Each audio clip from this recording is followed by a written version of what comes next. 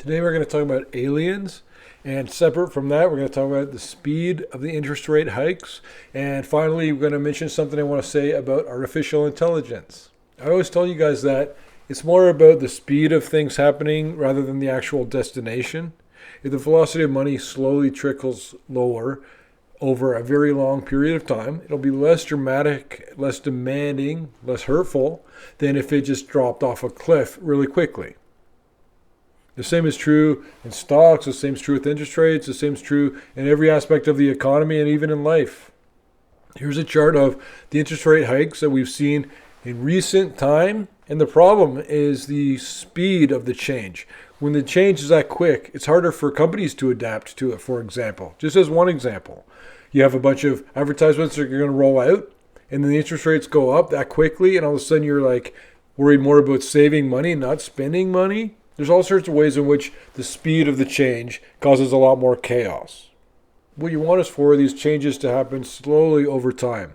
You want interest rates to increase slowly until the economy can absorb them. These interest rate increases were far too fast. That's going to make any problems that we experience even worse than they otherwise would have been. I just did an interview right before this with REB, longtime follower of Peter Leeds, 5 years I think. And we were talking about how with a stock, the faster something rises, the faster it falls. Not just with a stock. Politicians are like that. Things in real life are like that as well. Always look for slow, measurable, manageable growth. It'll last longer and it'll go higher at the end of the day. Now, one thing I wanted to mention about AI, because we just did the video about artificial intelligence and you in the last video. She was terrified when the first reports of AI large language networks came in, because so many jobs, just like journalism, will be potentially replaced. That's what a lot of the talk was on the media. But here's further in her reply what she said.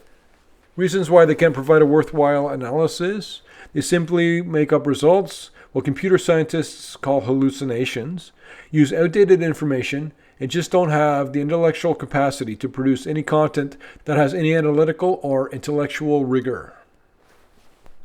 I agreed with her in my reply to her, and I do notice a difference when something's written by artificial intelligence. They haven't come close to perfecting it yet. It says weird things.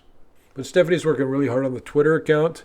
We've got that warmed up and running really well now. So if you want to support the channel and get more actionable, direct information quickly, join the Peter Leeds Twitter account. And encourage Stephanie because of all of her hard work. And I promise you guys to talk about aliens. This is from CNN. An independent team assembled by NASA will publish its first report on unidentified anomalous phenomena, also known as unidentified flying objects, or UFOs, by the end of July. There have been several studies of UAPs carried out by various arms of the U.S. government, including a Pentagon report that was declassified in June 2021, but none have given the public a clear answer about what the UAPs could be. I think that it's pretty clear what they are.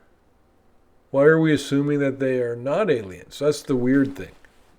But my question is, if aliens are believed to be real, then what does that mean for the economy? What kind of transitions are you going to see? You're going to be seeing a lot of differences because of the changes of people's minds. For example, religion.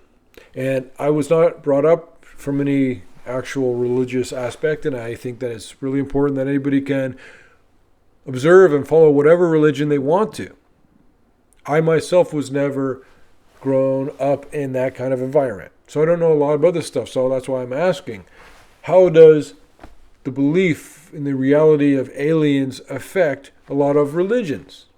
And I don't have a horse in this race or anything. I am literally just asking because I don't know.